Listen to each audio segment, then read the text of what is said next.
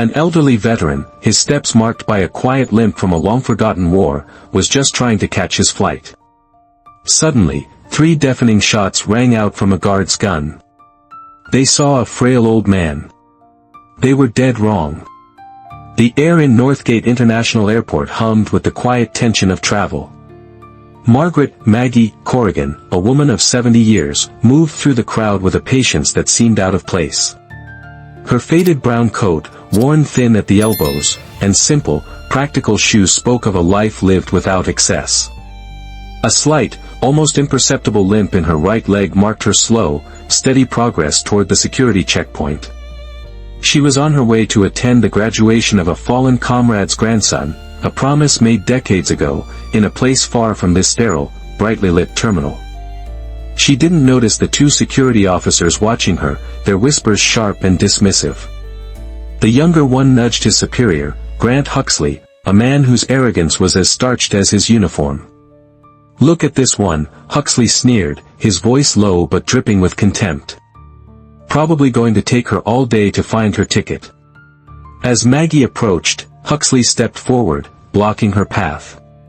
"Ma'am, I'm going to need you to step aside," he commanded, his tone unnecessarily loud. Confused, Maggie paused, her kind, wrinkled face turning toward him. Her reaction was a fraction too slow for Huxley's liking. "I said, stop," he barked. In that instant, driven by a toxic mix of impatience and a desire to assert his authority, he did the unthinkable. He drew his service weapon and fired 3 warning shots into the polished floor, just inches from her feet. The blasts, deafening in the enclosed space, sent passengers screaming and diving for cover. On the ground. "Now!" Huxley bellowed at the old woman. The terminal erupted into chaos. But amid the panic, something extraordinary happened. The frail-looking woman, who a moment ago seemed on the verge of collapsing, moved with a speed and precision that defied her age. In a single, fluid motion, she executed a perfect tactical drop, hitting the floor with her hands spread, her body low and stable. She wasn't just a scared old woman. She was a soldier. And everyone who saw it was left utterly stunned. The acrid smell of gunpowder hung in the air. 2 junior guards, their faces pale with shock, moved hesitantly toward Maggie. Huxley shoved them forward. "Cuff her," he ordered, his voice tight with adrenaline. They roughly pulled Maggie's arms behind her back, fastening a plastic zip tie around her thin, weathered wrists. Throughout the ordeal, she remained unnervingly calm. There was no pleading, no crying, just a pair of sharp, intelligent eyes that seemed to assess the situation with a chilling clarity. It was the look of a commander, not a victim, and it made the young guard's hands tremble. She was led away from the pandemonium, her quiet limp now a stark counterpoint to the authority she silently projected. They placed her in a sterile, windowless holding room. A few minutes later, the airport manager, a man named Mathis, scurried in. He was sweating, his smile a weak, plastered-on thing.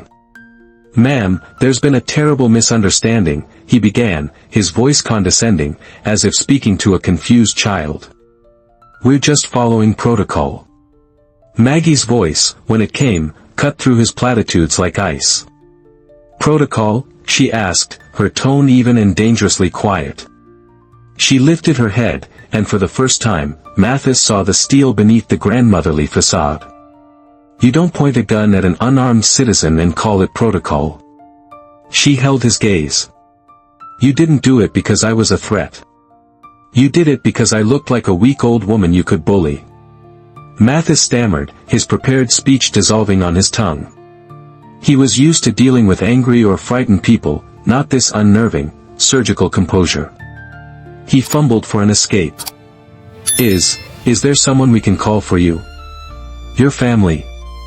Maggie stared at the wall behind him, her thoughts 1,000 miles away. Then, her eyes refocused on him, sharp and decisive. "Yes," she said, her voice dropping to a near whisper. "There is. I need to make one phone call." They underestimated her. They saw a frail, elderly woman and gave her the phone, expecting a tearful call to a son or daughter. Maggie's fingers, steady despite the biting zip tie, dialed a 10-digit number she knew by heart, a secure line that bypassed switchboards and secretaries.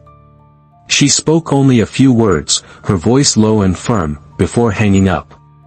Exactly 9 minutes later, the private line in Airport Director Thomas Baring's office shrieked to life. The caller ID was blocked, but the authority in the voice on the other end was unmistakable. "This is General Alan West, United States Army," the voice boomed, cold and clipped. Baring, who was in the middle of a frantic damage control meeting, froze.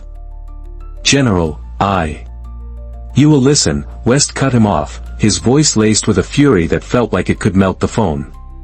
"You have, at this moment, illegally detained Colonel Margaret Corrigan, United States Army, retired. She is a recipient of the Medal of Honor. I served under her command. You have 10 minutes to release her, uncuffed and with a formal apology from your director, or I will personally authorize the 101st Airborne Division, currently stationed at Fort Campbell, to come to your terminal and provide their own escort. Am I clear?"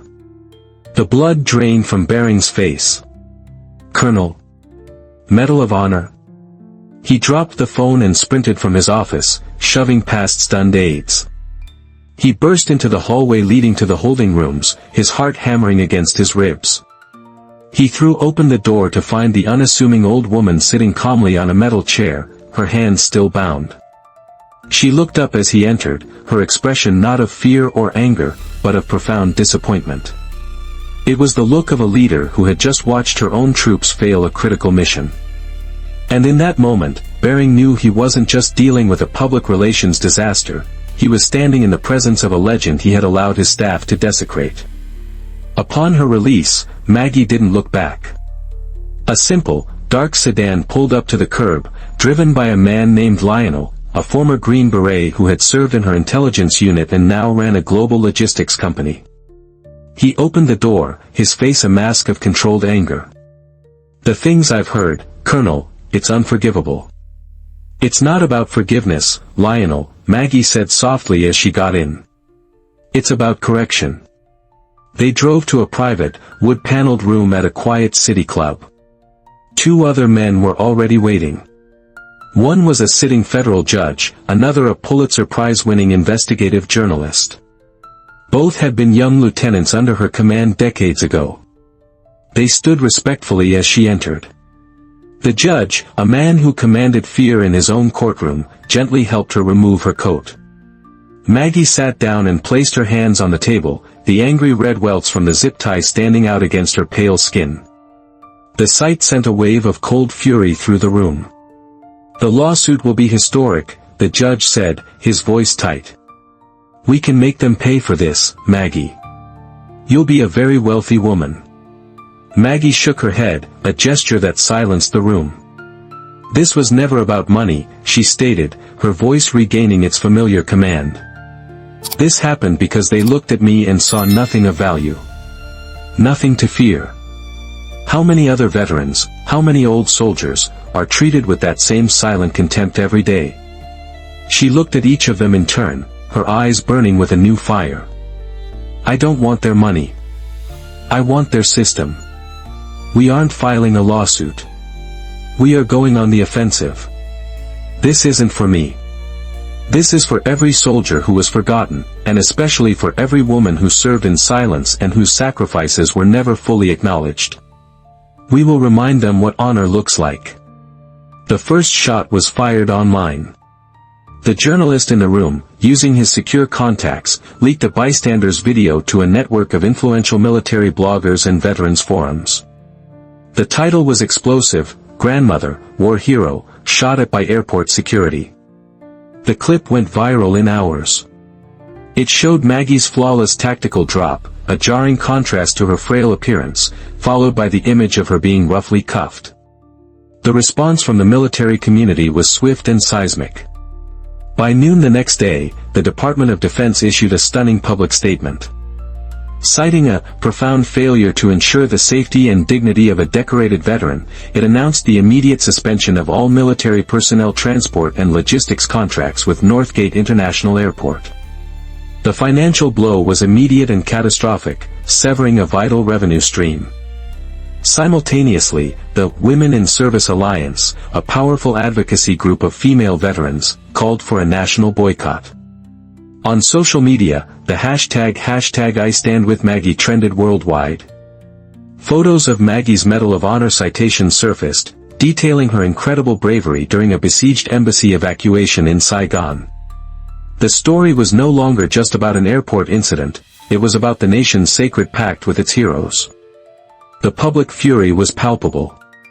News channels were flooded with calls from veterans and their families, sharing their own stories of quiet disrespect.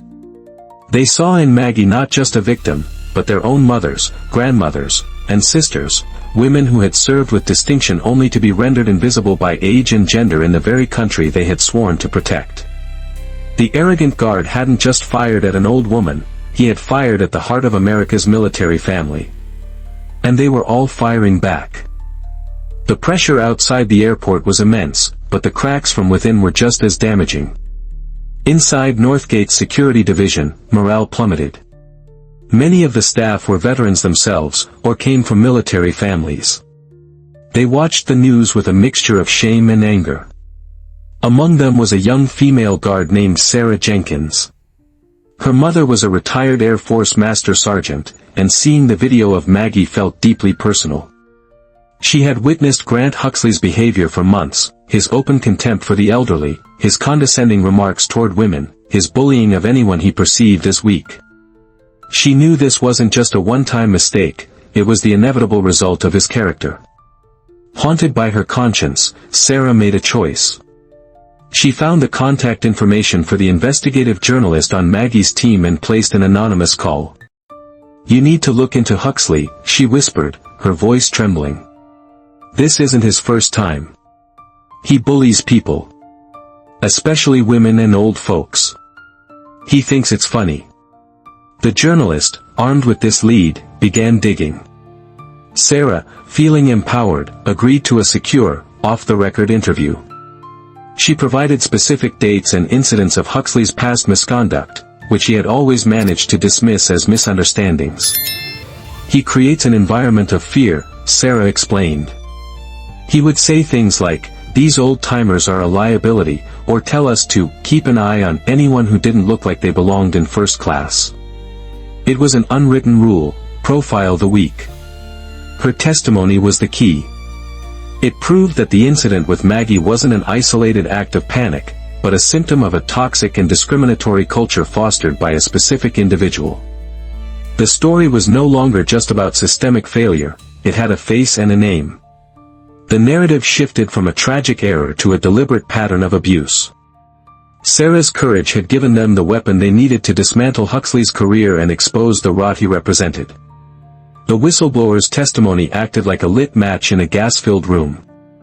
The investigative journalist published a bombshell article detailing Huxley's long history of targeted harassment, citing an internal source. The most damning revelation came from a deep dive into his background. Grant Huxley had attempted to join the Army years ago but was dishonorably discharged from basic training for bullying and insubordination. He was a military washout who had spent years masquerading as an authority figure, taking out his resentment on the very people who embodied the honor he could never achieve. This new information, the contrast between a genuine female war hero and a fake, abusive man, was devastating. The public narrative solidified, this was an act of pathetic jealousy, not a security error. The airport's leadership, already reeling, went into a terminal tailspin. The director of security was fired on the spot. The airport's board convened an emergency press conference, but it was a disaster.